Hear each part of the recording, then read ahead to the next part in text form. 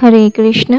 माघ महीने की महत्तम पद्म पुराण के अनुसार यमलोक से लौटी हुई कन्याओं के द्वारा वहाँ की अनुभूत बातों का वर्णन। भाग 2। वे एकाकी, पराधीन तथा मित्र और बंधु बांधव से रहित होते हैं। अपने कर्मों के लिए बारंबार शोक करते और रोते हैं। उनका आकार प्रेत जैसा होता है। उनके शरीर पर वस्त्र नहीं रहता। कंठ, ओठ और तालु सूखे होते हैं। वे शरीर से दुर्बल और भयभीत होते हैं तथा क्षुधा की आग से जलते रहते हैं।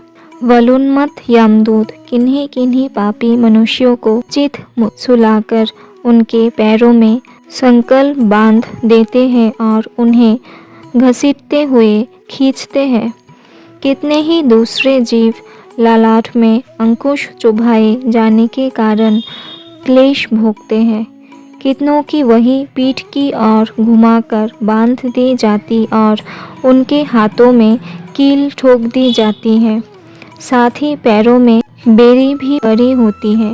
इस दशा में भूख का कष्ट सहन करते हुए उन्हें जाना पड़ता है। कुछ दूसरे जीवों के गले में रस्सी बांधकर उन्हें पशुओं की भांति घसीटा जाता है और वे अत्यंत दुख उठाते रहते हैं। कितने ही दुष्ट मनुष्यों की जिह्वा में रस्सी बांधकर उन्हें खींचा जाता है। किन्हीं की कमर में भी रस्सी बांधी जाती है और उन्हें गर्दनियाँ देकर इधर उधर ढकेला जाता है।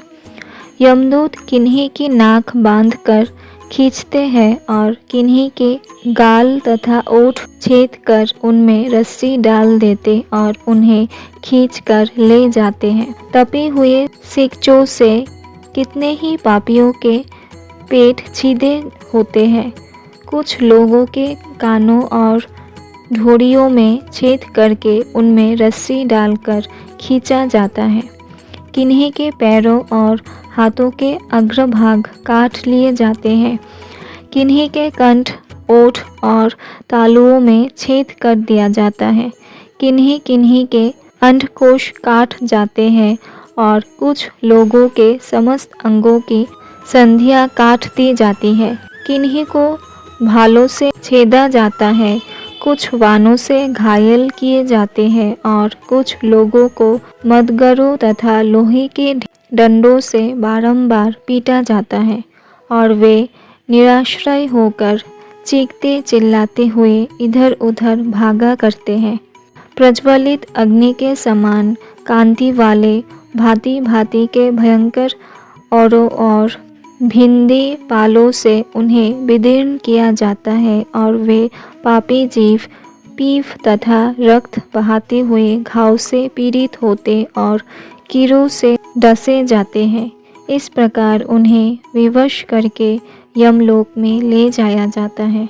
वे भूख प्यास से पीड़ित होकर अन्न और जल मांगते हैं। धूप से बचने को छाया के लिए प्रार्थना करते हैं और शीत से व्यथित होकर तपने के लिए अग्नि मांगते हैं। जिन्होंने उक्त वस्तुओं का दान नहीं किया होता वे उस पाथियरहित पथ पर इसी प्रकार कष्ट सहते हुए यात्रा करते हैं। इस प्रकार अत्यंत दुखमय मार्ग से चलकर जब वे प्रेतलोक में पहुँचते हैं तब दूत उन्हें यमराज के आगे उपस्थित करते हैं। उस समय वे पापी जीव यमराज को भयानक रूप में देखते हैं। वह असंख्य भयानक यमदूत जो काजल के समान काले, महान वीर और अत्यंत क्रूर होते हैं, हाथों में सब प्रकार के अस्त्र शस्त्र लिए मौजूद रहते हैं। ऐसे ही परिवार के साथ बैठे हुए यमराज तथा चित्रगुप्त को पापी जीव अत्यंत भयंकर रूप में देखते हैं।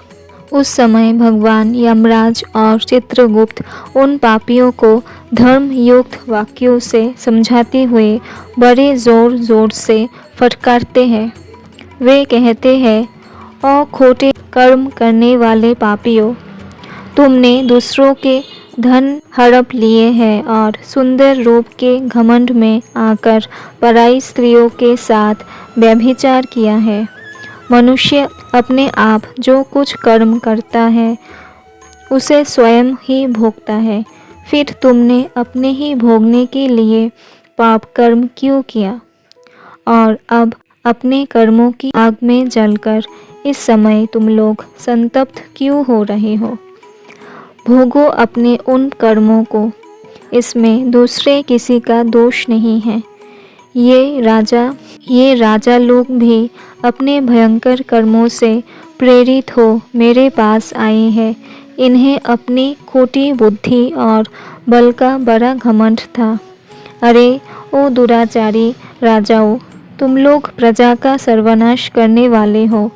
अरे थोड़े समय तक रहने वाले राज्य के लिए तुमने पाप क्यों किया। राज्य के लोभ में पड़कर मोहवश बलपूर्वक अन्याय से जो तुमने प्रजाओं को दंड दिया है, इस समय उसका फल भोगो। कहाँ है वह राज्य और कहाँ गई वह रानी जिसके लिए तुमने पाप कर्म किया था। अब तो सबको छोड़कर तुम अकेले ही यहाँ खड़े हो। यहाँ वह बल नहीं दिखाई देता जिससे तुमने प्रजाओं का विध्वंस किया। इस समय यमदूतों की मार पड़ने पर कैसा लग रहा है। इस तरह नाना प्रकार के वचनों द्वारा यमराज की उलाहना देने पर वे राजा अपने अपने कर्मों को सोचते हुए चुपचाप खड़े रह जाते हैं।